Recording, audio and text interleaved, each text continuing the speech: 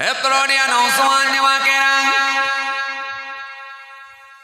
হে আমার মুরব্বিয়ানেরা, বাবারা শুনে রেখে দিন।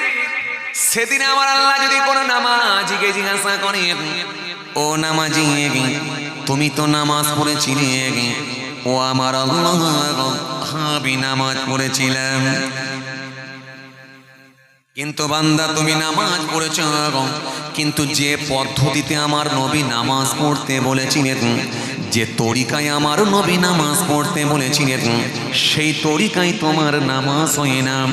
আমার নবী বলেছিলেন সল্লু কামা রাআইতুমুনি উসাল্লি, যেমন আমাকে নামাজ পড়তে দেখো সেই নামাজ তো তোমার হয় না।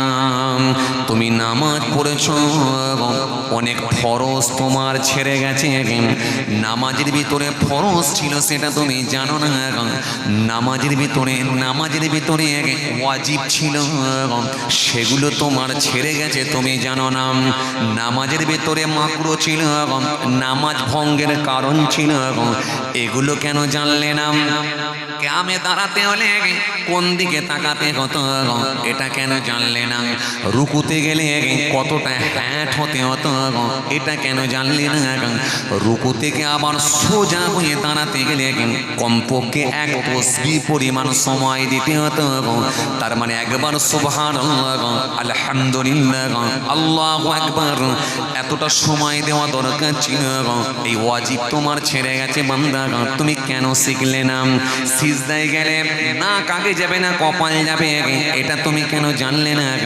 সিজদা থেকে যখন উঠতে হতো কপাল উঠবে না নাক উঠবে, এটা তুমি কেন জানলে না? ডান দিকে সালাম ফেরালে কোন দিকে তাকাতে হতো, এটা কেন তুমি জানলে না? বান্দা বলো, আমি তোমার নামাজ পড়া দেখতে পেয়েছি। তুমি 63 বছর বয়স থেকে নামাজ পড়া শুরু করেছো, আর 70 বছর বয়সে তুমি মারা গেছো।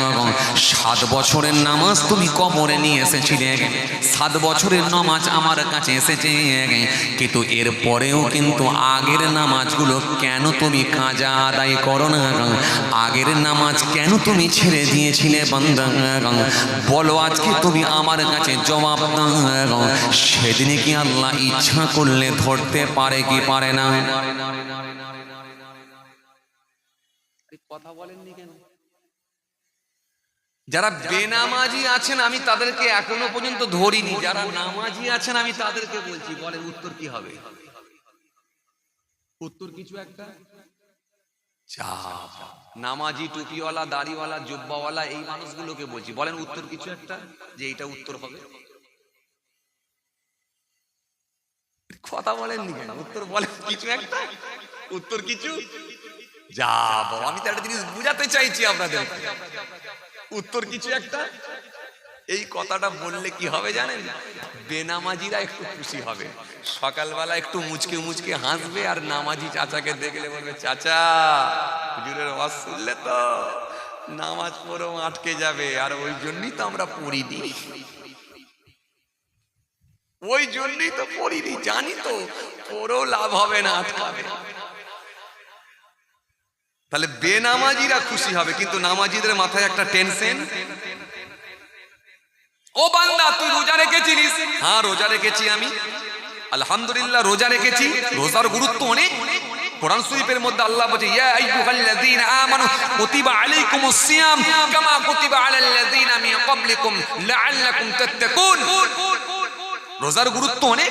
হাদিসে কুদসির মধ্যে আল্লাহ বলে, আস-সাওমু লি, রোজা আমার জন্য। কোন জায়গায় আল্লাহ বলেননি আস-যাকাতু লি, কোন জায়গায় আল্লাহ বলেননি আস-সালাতু লি। সালাত আমার জন্য, যাকাত আমার জন্য, দান আমার জন্য, খায়রাত আমার জন্য, ফিতরা আমার জন্য, এটা তো আল্লাহ বলেননি। বাট আল্লাহ বলছেন কি আস-সাওমু লি, রোজা আমার জন্য। সুতরাং রোজা যে রাখে আল্লাহর জন্যই রাখে। কিন্তু বান্দা, রোজা ভঙ্গের কারণগুলো তুই কেন জানলি না? কোন কাজ করলে রোজা ভেঙে যায়, কোন কথা বললে রোজা ভেঙে যায়, এইগুলো কেন শিখলি না? আমার লিস্টে ধরা পড়ে গেছে, আমি দেখতে পাচ্ছি। ইন্নাল্লাহা কানা সামিয়াম বাসীরা, নিশ্চয় আমার আল্লাহ সমস্ত কিছু শোনেন এবং দেখতে পান। ও বান্দা বল, তুই তো রোজা রেখেছিস, কিন্তু রোজা রেখেও এমন কাজ তোর মধ্যে ছিল, রোজা রেখেও এমন কাজ তোর মধ্যে হয়েছিল, রোজা রেখেও এমন কথা তোর মুখ দিয়ে হয়েছিল, যার কারণে রোজাটা ভেঙে গেছে, রোজা ভেঙে গেছে।